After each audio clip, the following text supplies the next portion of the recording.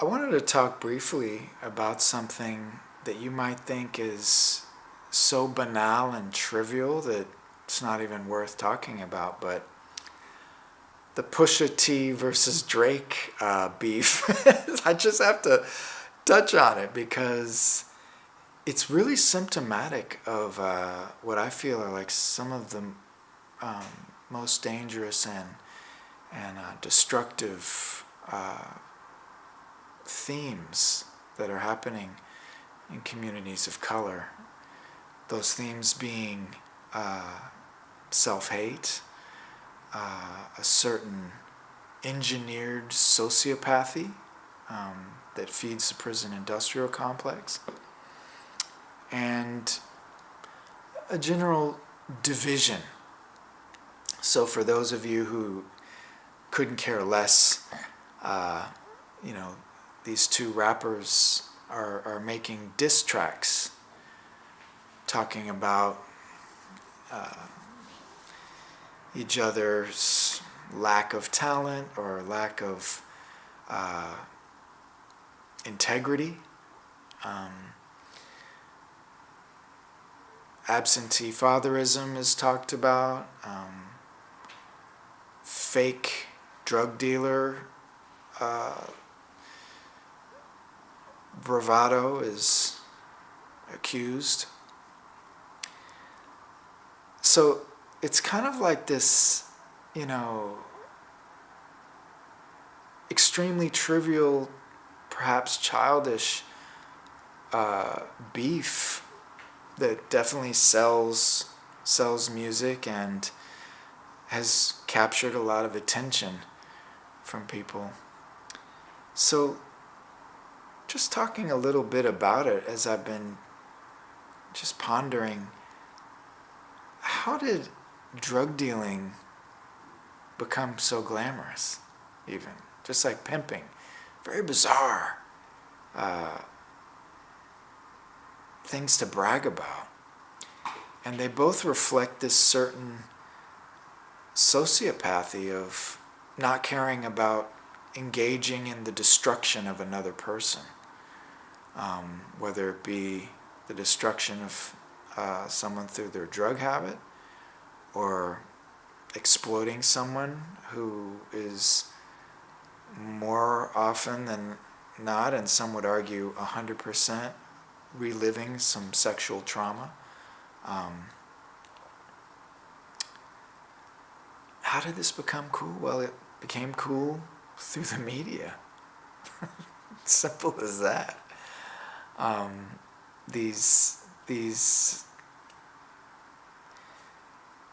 I like kind of wince at calling them professions. These hustles from disenfranchised communities kind of made up this kind of mythos of the white lens during blaxploitation in the 70s, surely. And I guess, actors and rappers brought so much swag to these roles that were kind of serving a narrative that perpetuates suffering, perpetuates the feeding of the prisons through this posturing of criminal behavior, that it somehow became glamorous. It's interesting, right? When you think about it. It's really interesting. It actually is fascinating. And it's sad. So, for two grown men to insult each other musically, creatively,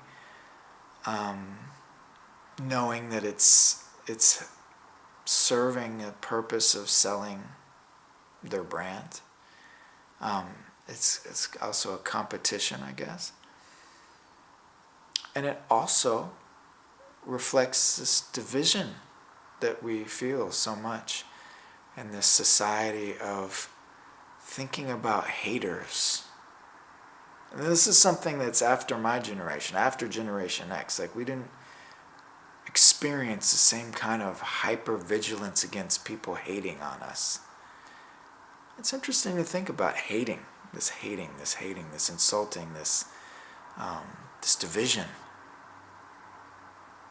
So what can we do to break this down, to cleanse ourselves of it?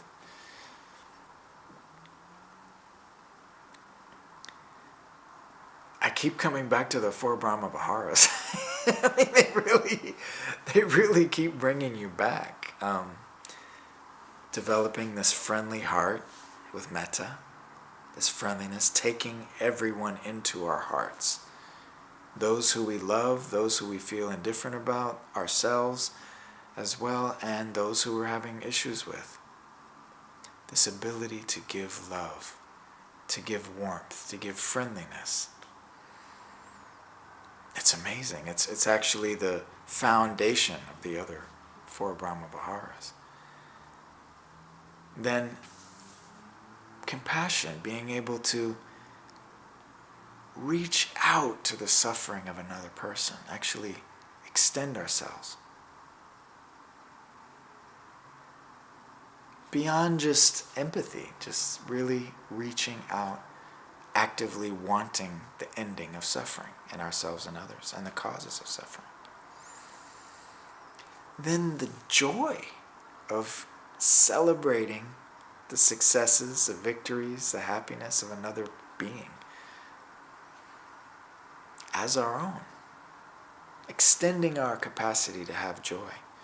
And then the fourth, equanimity, this knowing that it is our actions that create our happiness and unhappiness, not what we wish to be, but straight up what we do, what we say, what we think. All of these things are karma. They're all active. So, as we're caught up in delusion and division, practice it, we can come back to the four Brahma Viharas. And if not exploring the four Brahma Viharas, snapping out of, throughout the day, snapping out of division as a practice itself. Snapping out of othering. Snapping out of that breaking of this interconnectivity, this interbeing that is the true nature of reality. I could go on and on this subject, but I just wanted to offer that as folks are finding themselves engaged in beefs, in division, in pop culture.